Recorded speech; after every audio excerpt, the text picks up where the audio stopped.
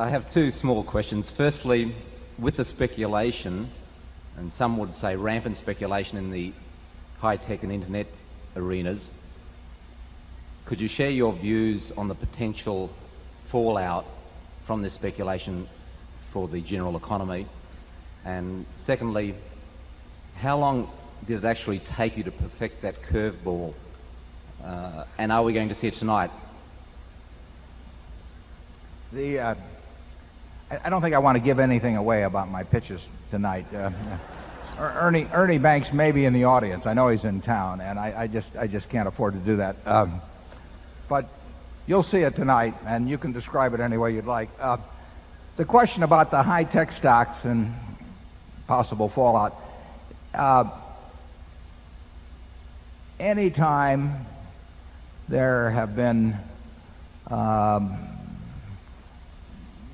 real bursts of speculation in the market, that it does get corrected eventually. Ben Graham was right when he said that in the short run it's a voting machine, in the long run it's a weighing machine. Sooner or later, the amount of cash that a business can disgorge in the future governs the value it has, that the stock commands in the market.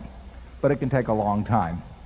And it's a very interesting proposition. For example, if you take a company that in the end never makes any money, but the trade changes hands representing a valuation of 10 or 20 billion dollars for some time, there's no wealth created. There's a tremendous amount of wealth transferred. And I think you will see, when we look back on this era, you will see this as a period of enormous amounts of wealth transfer. But in the end, the only wealth creation comes about through what the business creates. There's no magic to it. If a company that's not worth anything sells for 20 billion, and 5% of it changes hands, somebody takes $1 billion from somebody else. But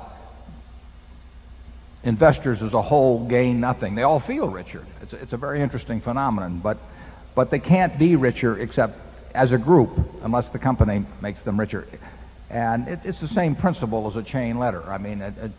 If you're very early on a chain letter, you can make money. There's no money created by chain letters. In fact, there's the frictional cost of envelopes and postage and that sort of thing. So the net, there's some money destroyed a little bit.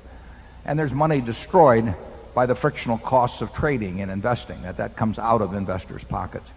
But the manias that periodically take place, and not just in stocks. We had a similar mania. Well, I'm not necessarily similar. We certainly had a mania in farmland here in Nebraska 20 years ago, and land which couldn't produce, we'll say, more than $70 or $80 an acre would sell for $2,000 an acre at times when interest rates were 10%. Well, that math will kill you. And it killed the people who bought it at those prices, and it killed a great many banks here in Nebraska who lent based on that sort of thing. But while it was going on, everybody thought it was wonderful because every farm was selling for more than the similar farm had sold for a month earlier. And it was momentum investing in farmland. And in the end, valuation does count, but it can go on a long time. And when you get a huge number of participants playing with ever increasing sums, it creates its own apparent truth for a very considerable period of time. It doesn't go on forever, and whether it has fallout to the whole economy like it probably did in the late 20s, or whether it's just an isolated industry or sector where the bubble bursts and it really doesn't affect other values, who knows? But 5 or 10 years from now, you will know. Charlie? Well, I think the reason we use the phrase wretched excess is that there are wretched consequences.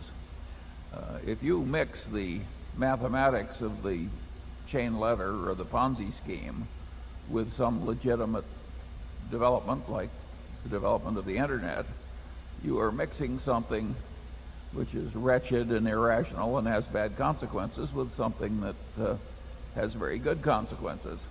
But if you mix raisins with turds, they're still turds.